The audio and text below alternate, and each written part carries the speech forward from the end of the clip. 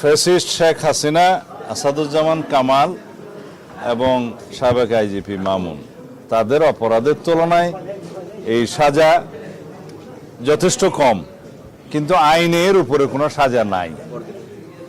সেজন্য মাননীয় বিচারকগণ সর্বোচ্চ সাজা হিসাবে একটি অপরাধে মৃত্যু কারাদণ্ড দিয়েছে শেখ হাসিনার, আর একটি অপরাধে মৃত্যুদণ্ড, এবং অন্যান্য অপরাধগুলো বিবেচনায় নিয়ে তাদের সম্পত্তি বাজেয়াপ্ত। আসাদুজ্জামান কামালের মৃত্যুদণ্ড এবং আইজিপি মামুনের বিচার কার্যে সহযোগিতার জন্য তার সাজা কমিয়ে দেওয়া হয়েছে 5 বছর।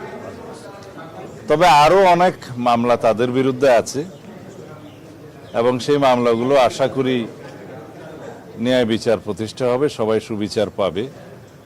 আজকের এই আদালতের রায়ের মধ্য দিয়ে কয়েকটি জিনিস প্রমাণিত।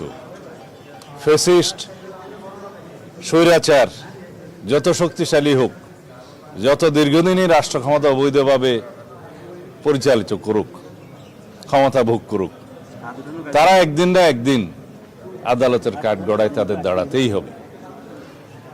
বাংলাদেশে গুম, খুন, অপশাসন এবং বৈষম্যের যে রাষ্ট্র ব্যবস্থা কায়েম করেছিল শেখ হাসিনা, একদলীয় রাষ্ট্র ব্যবস্থা এবং একদলীয় সরকার ব্যবস্থা প্রতিষ্ঠার যে উদগ্র বাসনা চরিতার্থ করতে চেয়েছিল, তা সম্ভব হয় নাই।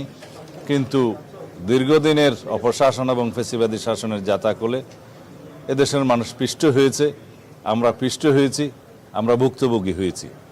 এই দেশের উন্নয়ন অগ্রগতি বহু বছর পিছিয়ে গিয়েছে।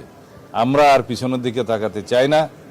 দেশে ন্যায় বিচার প্রতিষ্ঠা হবে সর্বক্ষেত্রে, আইনের শাসন প্রতিষ্ঠা হবে সর্বক্ষেত্রে, এবং এর মধ্য দিয়েই আগামী দিনে একটি শক্তিশালী গণতান্ত্রিক রাষ্ট্র বিনির্মাণ হবে। এটাই হবে আগামীর বাংলাদেশ, এবং আমরা অবশ্যই সেই বাংলাদেশ প্রতিষ্ঠার জন্য প্রতিশ্রুতিবদ্ধ, অঙ্গীকারাবদ্ধ। আমরা সংস্কারের মধ্য দিয়ে যাব, বাংলাদেশে আইনের শাসন প্রতিষ্ঠা করব, রাষ্ট্রে একটা ভারসাম্যমূলক রাষ্ট্র ব্যবস্থা এবং সরকার ব্যবস্থা প্রতিষ্ঠা করব ইনশাআল্লাহ। এই দেশের প্রতিটি মানুষ ভবিষ্যতে যাতে ন্যায় বিচার পায়, সেরকম রাষ্ট্র ব্যবস্থা প্রতিষ্ঠার জন্য আমরা অবশ্যই অবিরাম সংগ্রাম চালিয়ে যাব। আজকে সেটা একটা মাইল ফলক প্রতিষ্ঠা হলো। এই বিচার হচ্ছে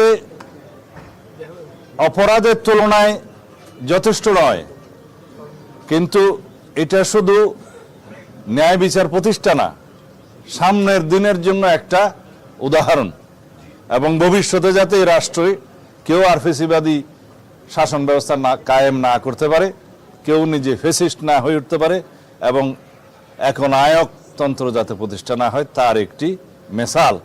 এটা ভবিষ্যতের জন্য একটা শিক্ষা, শুধু অতীতের জন্য বিচার নয়, এটা আমাদের মনে রাখতে হবে।